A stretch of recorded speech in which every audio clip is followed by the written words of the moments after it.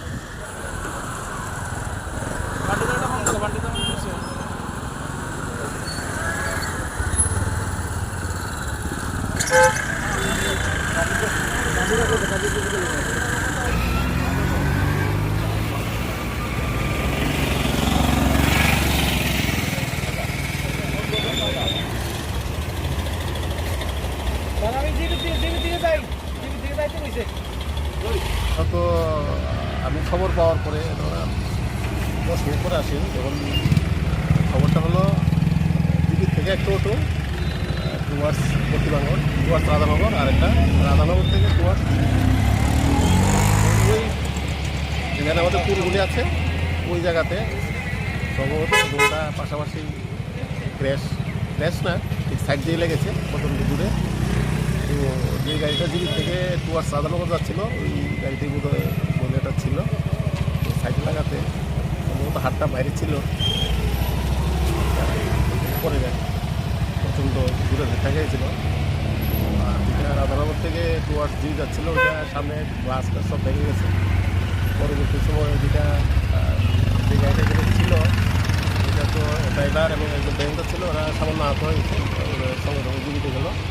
আর ওই গাড়িটা আমরা শুনতে পেয়েছি এটা এখান থেকে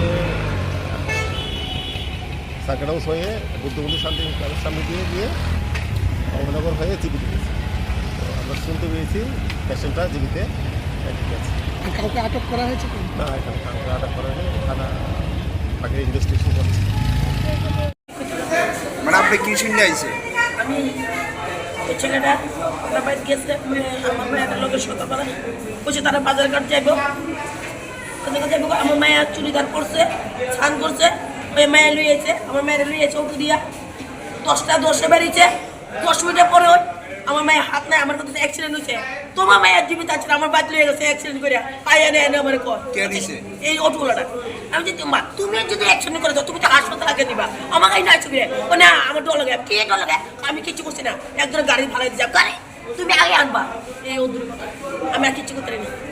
হাতটা মানে আলাদা হয়েছে কিভাবে? আমি করতে না তো তারি না জানে কই রাখছে কই অ্যাক্সিডেন্ট আমি কই তারি না তো। আপনার মেয়ে যে অটোটা নিচে দেখি রিজার্ভ ছিল? হ্যাঁ রিজার্ভ গাড়ি আছে? আমি তো কই তারি না, অটোলা দিয়ে গেছে যে দেখছি আমি, এই অটোলা আমরা বাড়ি যাইছে হেরে লয়ে গেছে কত দেখছি। আপনার মেয়েদের কোন জায়গাতে নিয়ে গেল? হ্যাঁ মেয়েদের কোন জায়গাতে গেল? নন্দনগর। এই ঘটনাটা কোন জায়গাতে হয়েছে? এটা কই তারি না, কি কত কই চালু চাষ কোন অ্যাক্সিডেন্ট হয়েছিল আমি কই তারি না তো। অবস্থা কি রকমের? অবস্থা তখন আমি কিছু করতেছি না, আমি এই লুয়েছি যে হাত নাই রক্ত নদ নদী, মানে আমার মায়ের বাঁচবো না বাঁচবো কোথায় না।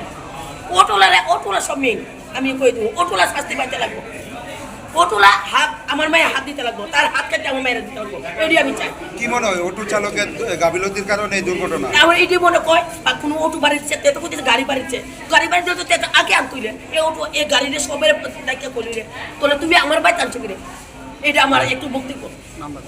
আপনার মেয়ের নাম কি? অনুমতি দত্ত। বয়সটা কত? 30। বাড়ি নন্দনগর।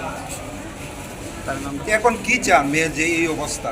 মেয়ে অবস্থা, মেয়ে সুস্থ, হ্যাঁ হাতটা লাগাই, আমার মায়ের হাতটা যেমন ভালো হয় আমি এটি চাই, যে অ্যাক্সিডেন্ট করছে তার হাতটা চাই, হাতটা দিয়ে অনুভব মায়ের, আমার মায়ের কষ্ট করে। আপনার নামটা কি? আমার নাম ছায়রানী দেববর্মা। একটা আমাদের কাছে খবর আছে যে সাউথ ওয়েস্ট নাগাদ একটা দুটো অটো ওই ওল্ড গভর্নর হাউসের পিছনে ট্রাফিক পুলিশের কাছে একটা দুর্ঘটনা হয়েছে এবং দুর্ঘটনার কারণে নাকি এটা মহিলার হাত কেটে পড়ে গেছে রাস্তাতে। সেই অনুযায়ী আসি আমরা এবং এসে আমরা দুটো অটোকেই আমরা ডিটেইন করি।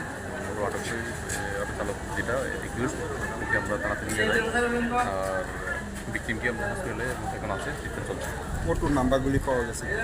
হ্যাঁ, যেটা এলএসডি ওইটা হলো গিয়ে TR01N 4152 আর আরেকটা আছে আমাদের যেটা বর্তমানে অটো চালকরা কোথায় গেছে? অটো চালক এলএসডি অটো চালক আছে আমার থানাতে আছে দিয়ে যাও। একজন এলএসডি যেটা আছে বর্তমানে মহিলার অবস্থা কি? আরেকজন অটো ইনজুর্ড আছে হসপিটালে ভর্তি আছে। মহিলার অবস্থা কি? মহিলার অবস্থা এখন ডাক্তার দেখছে, আমরা দেখছি ওর হাত কাটা আছে।